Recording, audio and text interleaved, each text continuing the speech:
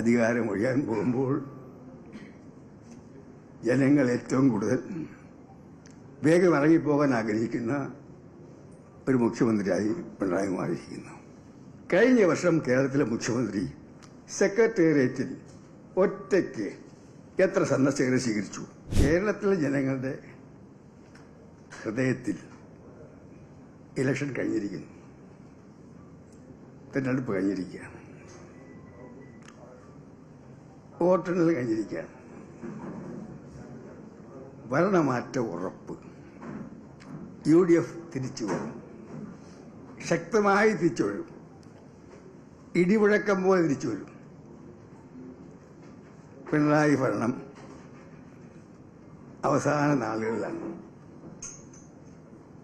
കാരണം ഔദ്യോഗികമായി സാങ്കേതികമായി ഇലക്ഷൻ 9-നും കൗണ്ടിംഗ് മെയ് 4-നുമാണെങ്കിലും ജനങ്ങളുടെ ഹൃദയങ്ങളിൽ, ജനങ്ങളാകുന്ന കോടതിയിൽ തിരഞ്ഞെടുപ്പ് കഴിഞ്ഞു, ഈ സർക്കാർ പോയേ തീരൂ എന്ന് ജനങ്ങൾ തീരുമാനിച്ചു കഴിഞ്ഞിരിക്കുന്നു. അതെനിക്ക് പറയാനുള്ളത്, ഈ സർക്കാർ ഇന്ന് സാങ്കേതികമായി ഭരിക്കുകയാണ്. ഒരു കെയർ ടേക്കർ ഗവൺമെന്റ്. എല്ലാവരും ഓർത്തിരിക്കണം, എല്ലാവരും ഓർത്തിരിക്കണം. പിണറായി ഭരണം പോയി കഴിഞ്ഞിരിക്കുകയാണ്. സാങ്കേതികമായുള്ള ഗവൺമെന്റ് മാത്രമാണ്.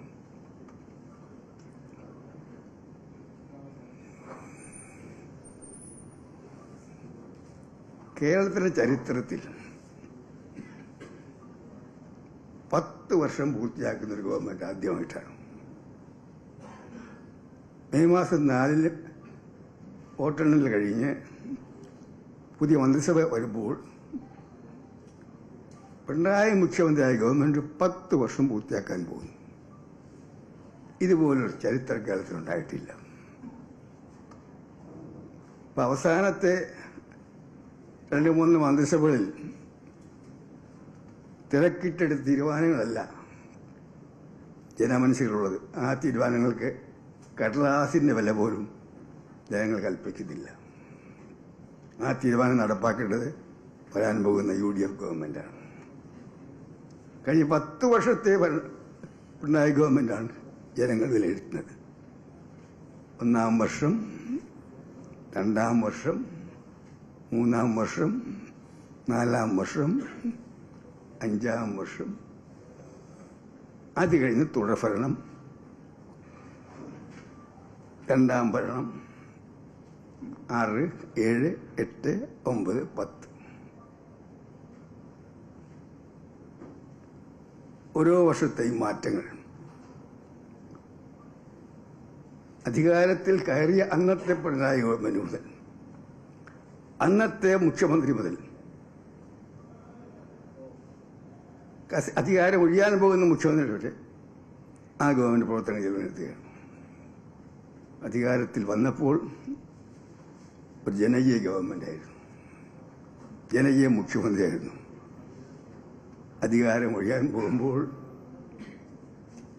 ജനങ്ങൾ ഏറ്റവും കൂടുതൽ വേഗം ഇറങ്ങിപ്പോകാൻ ആഗ്രഹിക്കുന്ന ഒരു മുഖ്യമന്ത്രിയായി പിണറായി മാറിയിരിക്കുന്നു. കേരളത്തിൽ അച്യുതമേനോൻ ഗവൺമെന്റിന്റെ കാലം മുതൽ തുടങ്ങിയൊരു പ്രാക്ടീസ് ഉണ്ട്. അദ്ദേഹത്തിന് രോഗം വന്നതിന് ശേഷം അദ്ദേഹത്തിന് ആ പ്രാക്ടീസ് തുടരാൻ പറ്റില്ല. പിന്നെ അദ്ദേഹം സന്ദർശകരെ വീട്ടിൽ സ്വീകരിക്കാൻ തുടങ്ങി. അന്ന് തുടങ്ങിയതാണ്. 3 to 5, ഉച്ച കഴിഞ്ഞ് 3 മുതൽ 5 മണി വരെ കേരളത്തിലെ എല്ലാ ഭാഗത്തും വരുന്നവർക്ക് ഒരു അപ്പോയിന്റ്മെന്റും ഇല്ലാതെ സെക്രട്ടറിയറ്റിനകത്ത് കയറി കൗണ്ടറിൽ നിന്ന് ഒരു പാസ് വാങ്ങിയാൽ മുഖ്യമന്ത്രിയെ കാണാം, മന്ത്രിമാരെ കാണാം, ഉദ്യോഗസ്ഥന്മാർക്കൊരു ഗവൺമെന്റ് ഓർഡർ ഉണ്ടായിരുന്നു. 3 to 5 ഗവൺമെന്റ് സെക്രട്ടറിമാർ ഉൾപ്പെടെ എല്ലാവും ആ ഓഫീസിലുണ്ടാകണം, സന്ദർശകരെ കാണണം. ഇതായിരുന്നു അച്യുതമേനോൻ തുടങ്ങിയ കാലത്ത് ഉത്തരവ്. ശ്രീ കരുണാകരൻ അത് പാലിച്ചു, ഞാൻ പാലിച്ചു, ഉമ്മൻചാണ്ടി പാലിച്ചു. എനിക്ക് ചോദിക്കാനുള്ളത്, കഴിഞ്ഞ വർഷം കേരളത്തിലെ മുഖ്യമന്ത്രി സെക്രട്ടേറിയറ്റിൽ ഒറ്റയ്ക്ക് എത്ര സന്ദർശകരെ സ്വീകരിച്ചു? മുഖ്യമന്ത്രിയെ കാണാൻ എത്ര സന്ദർശകർക്ക് അനുവാദം കിട്ടി? എത്ര നിവേദക സംഘങ്ങൾക്ക് അനുവാദം കിട്ടി?